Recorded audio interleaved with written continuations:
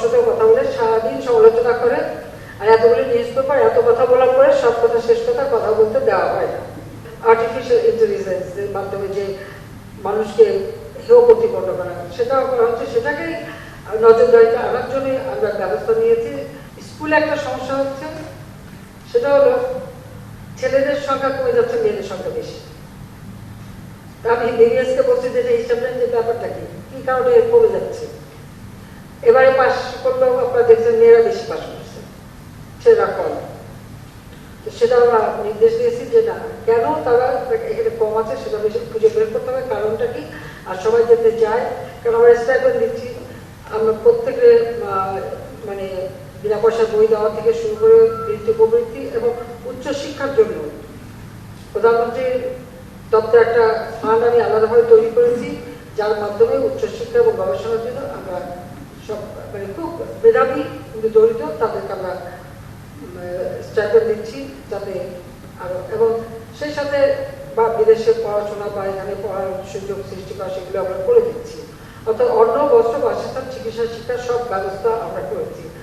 তারপরেও শুনতে হয় আমার 44টা টেলিভিশনের মধ্যে প্রায় 40টা চালু আছে, সবাই কথা বলে, টক শোতেও কথা বলে, সারাদিন সমালোচনা করে, আর এতগুলি নিউজ পেপার এত কথা বলার পরে সব কথা শেষ কথা বলতে দেওয়া হয় না। তো টেলিভিশনে যখন সবাই এভাবে কথা বলে, আমরা তো কারো গলা টিপে ধরি না, বাধাও দিইনি, কেউ কথাও দেয় না, যা খুশি তাই বলে যাচ্ছে, তা সত্য মিথ্যা যা দেয়। বাংলাদেশ ডিজিটাল বাংলাদেশ এখন সকলেই হাতে, সবাই হাতে মোবাইল ফোন আমরা দিয়েছি, ডিজিটাল বাংলাদেশ করে দিয়েছি, 4G চালু, যে যার মতো মানে সোশ্যাল মিডিয়াতে সবাই সংযুক্ত হয়ে সেখানেও সমালোচনা, মিথ্যা, অপবাদ।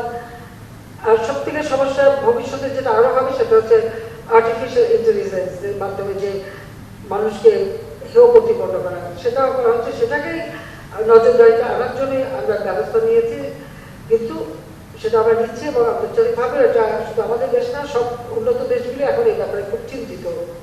তো যাক, ওটাকে এখন খুঁজে বের করা হচ্ছে যে কিভাবে এটাকে মোকাবেলা করা যায় এবং এর হাত থেকে সবাইকে রক্ষা করা যায়। সেটা সবাই একটু মানে প্রত্যেকটা দেশই এ ব্যাপারে যথেষ্ট সচেতন এবং তারা এখন খুঁজছে যে কিভাবে এখান থেকে রক্ষা করা যায়। যাক, আমি এটুকু বলবো যে আজকে বাংলাদেশটা যে এগিয়ে যাচ্ছে এবং আমাদের যে টার্গেট ছিল 2021 রূপকল্প আমরা ঘোষণা দিয়েছিলাম, দিন বদলের সনদ দিয়েছিলাম। আমরা ওই 21 সালে যখন আমরা জাতির জন্মশতবার্ষিকী এবং স্বাধীনতা সুবর্ণ জয়ন্তী উদযাপন করি, তখনই কিন্তু আজকে আমরা উন্নয়নশীল দেশের মর্যাদা পেয়েছি।